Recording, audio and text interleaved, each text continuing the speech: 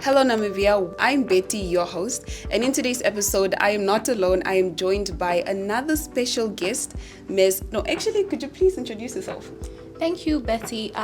My name is Angela Muyambango Njunju, and I am the project manager and representative of the German Sparkassenstiftung for international cooperation here in Namibia. Okay, before we proceed, could you please teach me how to say the second word after German? Sparkassenstiftung. Sparkassenstiftung. Yes, that is great. Okay. So DSIK has spent over 30 years advancing financial inclusion, promoting savings culture, and strengthening financial institutions. Now, this work closely supports the FLI's objectives, and in today's episode, we are going to discuss how financial literacy strongly connects to economic development. Ms. Angela, thank you for coming and welcome to the FLI Podcast. Thank you, Betty. I'm glad to be here. All right, so you have held several roles within the DSIK. Could you kindly explain your current role and how your responsibilities have evolved from project officer to country representative and project manager? All right. I have been with DSIK now nearly 9 years. It doesn't feel so long, but when I look back at the 9 years, there's been a lot of development. Like you stated, I started my career at DSIK as project officer at the Zambia office. This was with a focus of implementation and monitoring and evaluation. And over time, my role evolved to DSIK Director of Zambia Sparkassenstiftung, and there again my role evolved to more strategic development and fostering partnerships.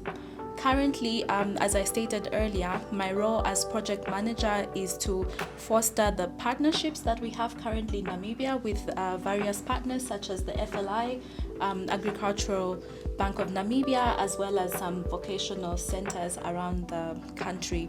And mainly my role entails managing the project, making sure that the project is aligned with national goals, global goals, and just to oversee that we have measurable impact. So could you please describe to our listeners what DSIK's key mission is and how does that translate into practical work on the ground here in Namibia? All right. DSIK's main mandate, the mission is firstly to think globally, to act locally, and to cooperate internationally. And what this means is that DSIK is sharing the know-how as the policy development arm of the Savings Banks Finance Group. DSIK is sharing the successful experience of the Savings Banks of Germany. This is, of course, here nationally, regionally, as well as internationally. DSIK has projects in over 50 countries around the world, and we have partnered with government ministries, we've partnered with central banks as well as other financial sector players. Here in Namibia, our project practically relates into policy and strategic development. This also falls under the financial education policy that is currently under development, and as well as trainings. So when I talk about trainings, we're currently carrying out various trainings for MSMEs, and here MSMEs we include the farmers, as well as capacity development for our various partners across the country. So many people associate development with funds or infrastructure. Why does DSIK place strong emphasis on financial literacy and financial capability as drivers of economic development? All right. So firstly, I will start by saying access to money without financial literacy can actually worsen poverty. So without the knowledge of how to manage your finances better, you are in a worse position. So financial literacy puts you in a position to make informed decisions, to be able to choose the right product, to be able to know the difference between a good money lender or a good financial product that is best suited for you. It also puts you in a position to make the right investments as a person. So without the knowledge of these things, Yeah, so just to back this up, evidence by the World Bank and OECD also shows savings as a key economic tool, financial literacy as a key economic tool. And here it's evident that with financial literacy, debt is managed better in a country, as well as savings are better managed within a country. So what financial behaviors commonly affect financial stability, and even when income levels improve? Okay. I would say, especially when income levels increase, it's also lifestyle inflation. In most cases, we think that if you earn more, then you will have a buffer. But what happens is that when you earn more, your expenses also increase. And this is mainly attributed to people not being able to budget, and also in addition stick to a specific budget. And we can also attest this to social pressure. I think this is evident amongst young people. Pressure is coming from everywhere. Yes. It's from social media, it's from friends, it's from everything we read. Everything looks shiny and attractive. And when you have this money within your reach, it makes it easier for you to spend. So really, in a nutshell, I would say that this all comes down to spending behavior.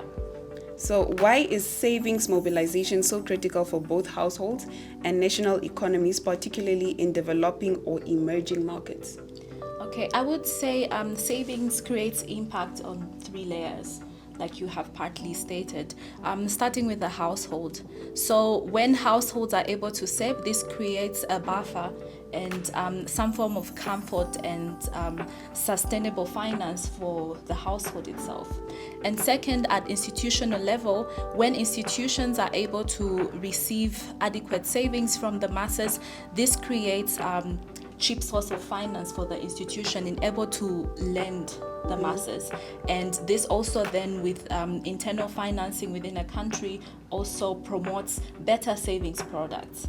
And economically, this also really just creates domestic capital formation. And I think it's evident that countries that have got very high rates of saving are able to make very good decisions in terms of investments. And this is because then it's a cheaper source of finance, a cheaper source of funding for a country. What warning signs suggest that someone is facing over-indebtedness, and what corrective actions can they take to prevent over-indebtedness? Okay, so I will start by saying if you're using credit to finance your daily expenses, that is already a sign that you cannot afford the lifestyle that you're living. Secondly, if you're missing installments on payments with either financial institutions or sometimes even in your social circles, if you're not able to meet those installments, it's also another sign that perhaps you're living beyond your means. And if you're taking new loans to pay back old loans, that is also another sign. People will think, okay, it's okay, maybe the second loan has got a lower interest rate, so I can use this money to then pay back another loan. So this is a big red exclamation mark and is really a sign. And fourth, I would say if you have no emergency savings. If between you and poverty is your next paycheck, then maybe there is some room to reassess how you're spending your money. And but of course, there is ways around it. There's things that you can do as a person. Number one, I would say sometimes you need to seek financial counseling early enough. It's okay to ask, it's okay not to know, and there is help. I mean, the FLI is, of course, available for these kinds of discussions, but also the financial sector, the banks themselves, where you bank your money. It's okay to go into a bank and say, I need advice about investment. I need to restructure my finances. Who can I speak to? This is one of the ways, and I think a lot of people don't use this tool. They suffer internally and get more into debt without seeking the right help. And I would say also creating a realistic plan. You need to have a budget for yourself, a plan that is beyond you buying your groceries and your food for the month. what is your target for the year? What do you want to achieve as a person this year? What do you want to achieve in the next 5 years? What do you want to achieve in the next decade? And with this, you can start the steps to be able to be more financially sound, I would say. So all of these things put together can put somebody in a better position. It's not easy. It's a gradual process, I would say, but Definitely. Everybody needs to start from somewhere. What are business games? How do they work? And why are stimulation-based learning tools effective in changing financial decision-making? Okay, so in this context, the business games, DSIK, the German Sparkassenstiftung, has developed business simulations that are used for business and financial literacy. So I will just highlight the 4 board-based business games, starting with the micro business simulation.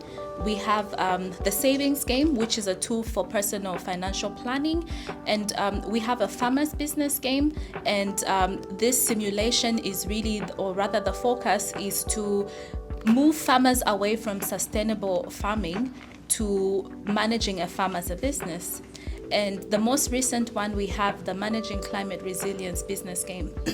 And this is also based on a farming simulation, but here we're looking at adaptation as well. So how can farmers go about experiencing the effects of climate change, which I think are very evident at the moment, not only in Namibia, but across the world. So how can you experience these things and still be able to adapt and be resilient to the shocks that are sadly not coming to an end soon, but there is still room for business growth even in this sometimes unstable environment. And with the business games, a lot of lessons come out of them. It's cash flow management, it's deciding what kind of business and why, it's deciding what kind of crop you want to grow, why do you grow it, it's learning your financials. In a lot of cases, when you talk to micro entrepreneurs, the question about balance sheet, income statement seems too foreign. It's like I have to go to university to understand this.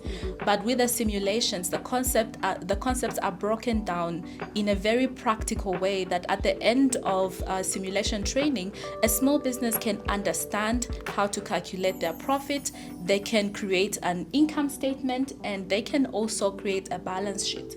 So I'm a fan of the business games because I think it's evident that when you experience, you learn better. People learn better by doing, and that's why I'm a fan of this methodology, because it surpasses the lecture style of learning. How does DSIK's work align with Namibia's financial literacy initiative? Can you just share examples or programs, partnerships, or capacity building efforts that directly support financial education in Namibia? Okay. So DSIK strives to firstly align with national agendas. When we carry out our projects, we are implementing strategies and policies. So just like the FLI, of course, we're also in partnership with the FLI, but together with the FLI, we're able to implement some of the strategies such as NDP5, NDP6, and many others I could mention. And here we're then carrying out financial and business skills training, of course, for specific targets such as the ones that the business games I mentioned earlier align with. And other than that, we partner with the FLI to carry out financial education campaigns. I would mention, of course, World Savings Day and Financial Literacy Week, which is approaching now in March. It's one of the global campaigns. Globally, it is known as Global Money Week, of course. And together with the FLI and many partners, we're able to carry out this sensitization. In addition to this, we also support the strategy and policy development of the country. And on a capacity building level, we carry out trainings for staff of various partners, such as the FLI, Agricultural Bank of Namibia, Windhoek Vocational Training Center, as well as Harold Pupkewitz Graduate School of Business, and many others. The list is long. And why we do this is to ensure sustainability. remember that we are sharing know-how and we're sharing the DSIK experience. So we're able to train and relay information that these institutions are then able to use the tools for their own target groups. So these are just a few ways that DSIK is currently partnering with the FLI, but also with other national agendas to be able to align and also just to implement the country's strategies. Young people are entering a world of digital credit, buy now, pay later, and instant consumption. What foundational financial habits should young Namibians develop early to avoid long-term financial stress? Okay, so I classify myself under young people as well. I still qualify. Yes. So this also applies to me as a young person. Mm-hmm. And one of my favorite sayings is pay your future first. And by this, I mean, when it comes to issues of saving, it comes last. You save what is left somehow after you've done your nails, your hair, you've done everything you feel you need to do to make yourself feel good. Yes, definitely. And then if there is something left, you think, okay, now I can put this aside. But I would like to revise this a little bit. I think the formula should be income minus savings equals expenses.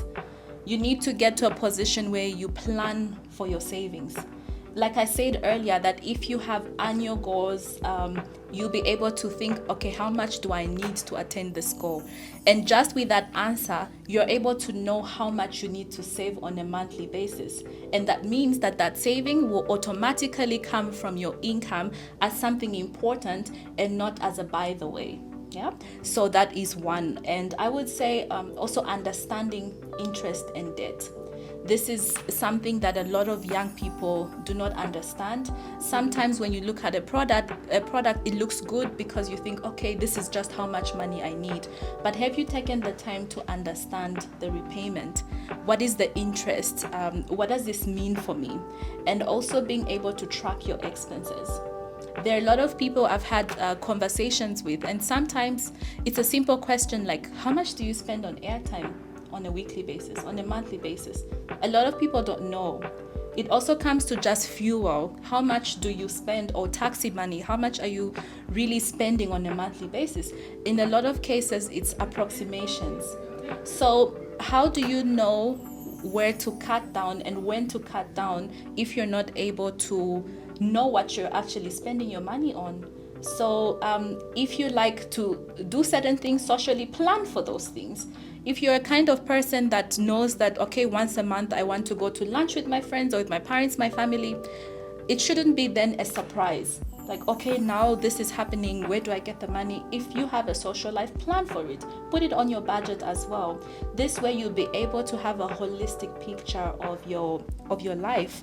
And I would say also avoiding impulse credit. You know, with the digital world, it's so easy. Everything is at your fingertips. Sign here for a loan. Oh, you know, it's so easy, which is good because we've been fighting for access for a very long time.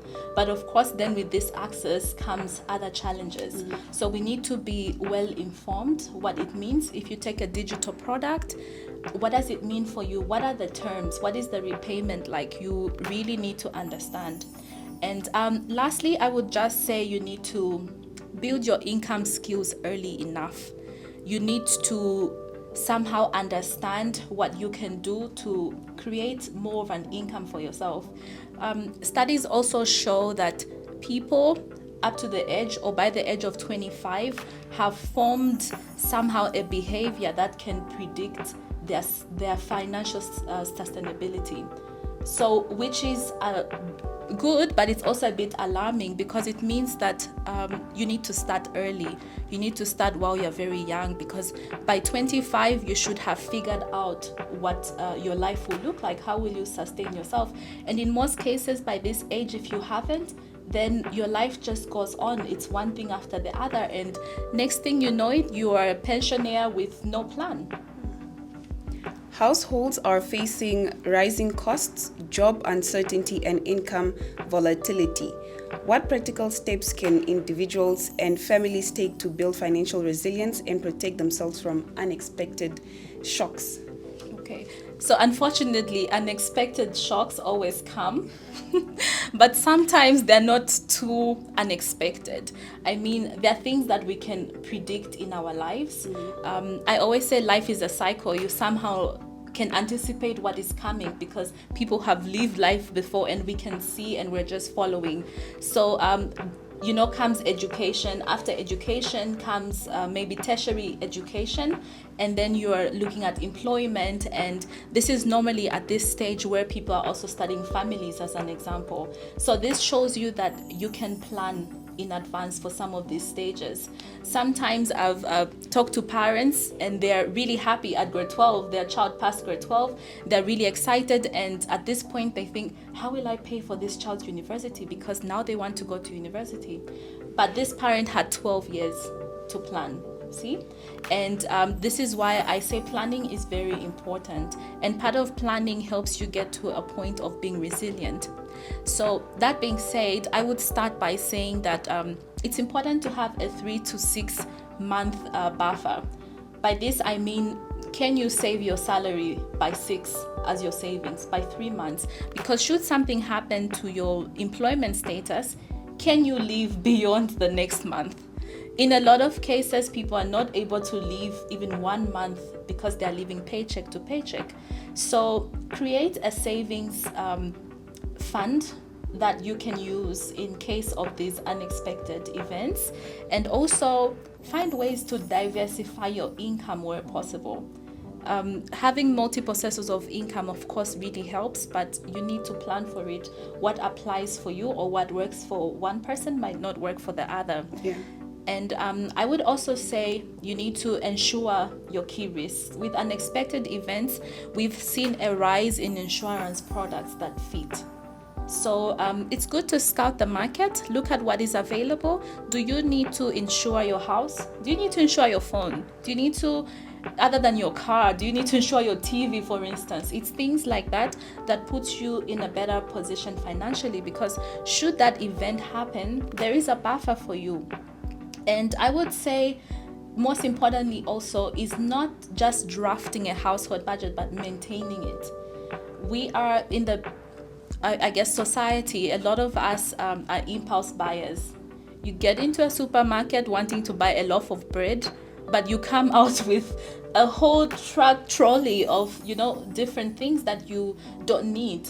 And with that, I found myself doing that a few times, that you buy something that you didn't intend to, then you get home and you find that you still have it in good supply. You didn't have to buy it.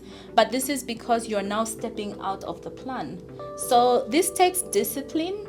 It's a gradual process, like I said earlier, but it's doable. So it's small habits that turn into a lifestyle. So can you turn some of these things into a lifestyle? Digital finance expands access but also introduces new risks. How is technology changing financial behavior, and what new literacy skills are now essential in the digital economy? Okay. Yeah, I think with an uprise in digital products, digital finance, and technology in general, we have seen the risk also grow in the same manner. People are more creative, even with fraud and scams. We're able to see this on a daily basis. And I think some of us get text messages, I accidentally sent you money, can you send it back? Or this is your bank, can you change your PIN? We see this is on the rise. So what can we really do to protect ourselves? So with the increase in digital products, there should also be an increase in digital literacy. And I can see that the financial sector are trying in this regard. We do get a lot of messages about how to protect ourselves. So there are a lot of fraudulent activities happening. And I would say number one is understanding how to recognize fraud. In most cases, if something feels too good to be true, then it's definitely too good to be true. If you're unsure, ask the right people. Don't be too quick because the message says you will win 100,000 today, so do XYZ. How will you win 100 just like that? So this should be already somehow a question mark. Whatever you're not sure of, you need to be able to investigate.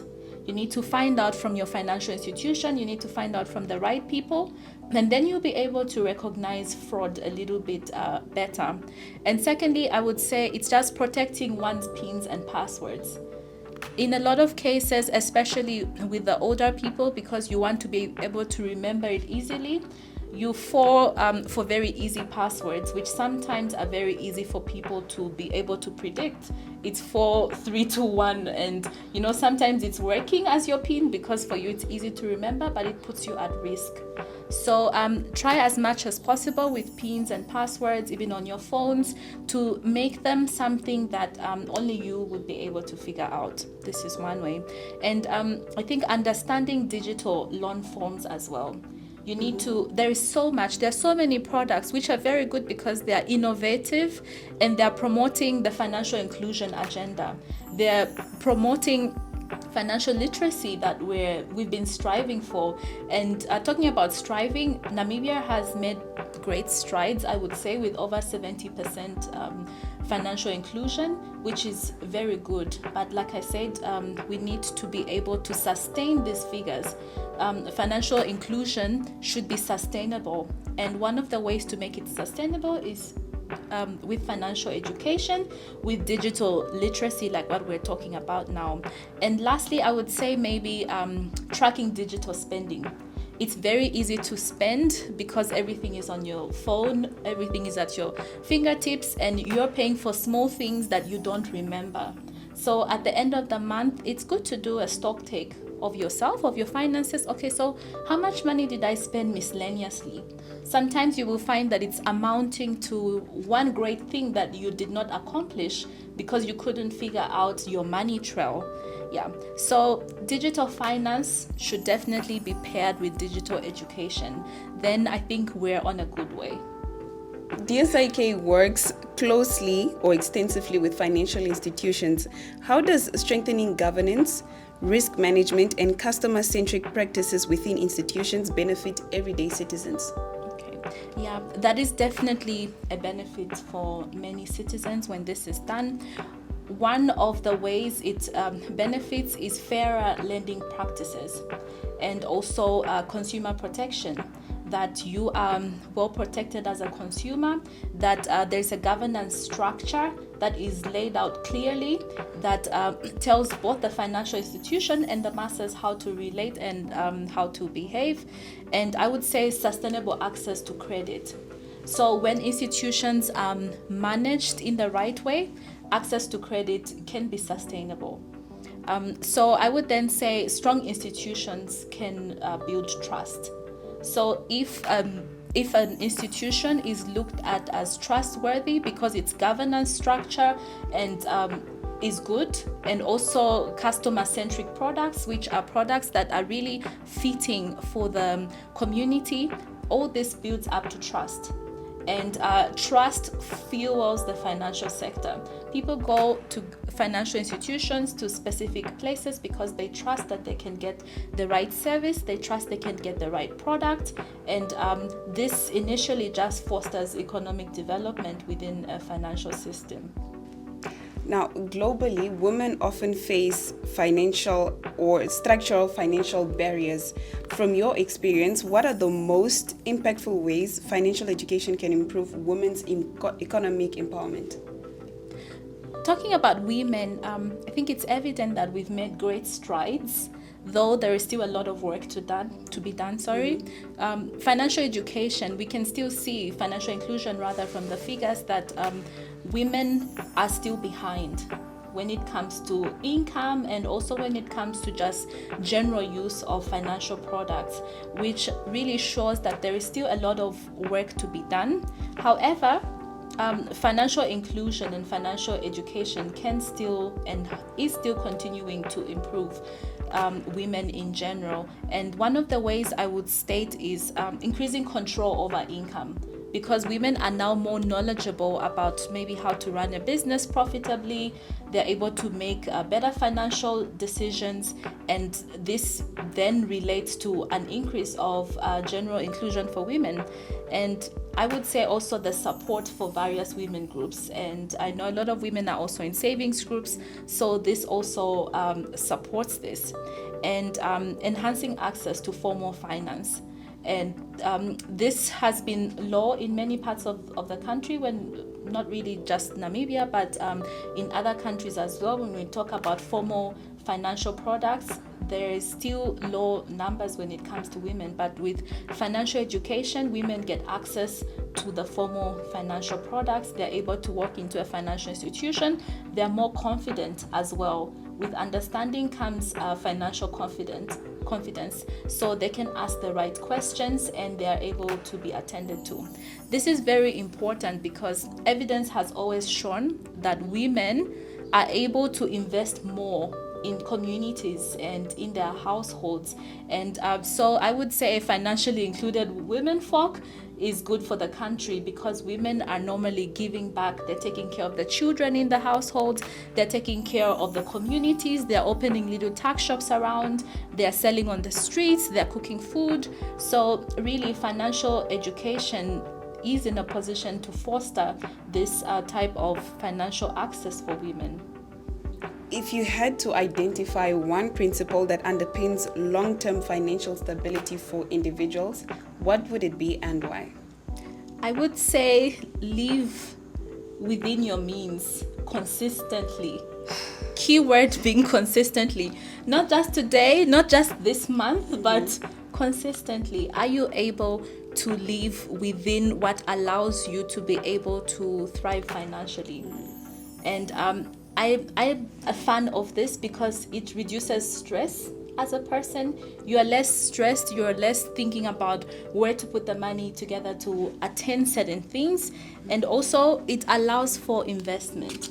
So if you're living within your means, you have some form of buffer and access to be able to invest in yourself sometimes, whether it's education, invest in government securities as an example. There's so many investment options, but it is very difficult for somebody to even begin to think this is possible if they're not living within their means. So my number one really is live within your means, but not just that, consistently. Are you able to create a fund for yourself?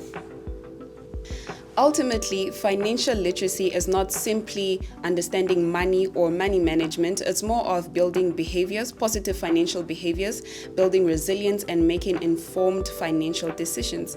Miss Angela, thank you so much for coming and sharing your expertise on the important role that DSIK plays globally and as well here in Namibia. Thank you for coming once again. Thank you very much, Betty, for having me. I've had a good time talking about all these important topics. I think the podcast is also a good initiative. So thank you for having me.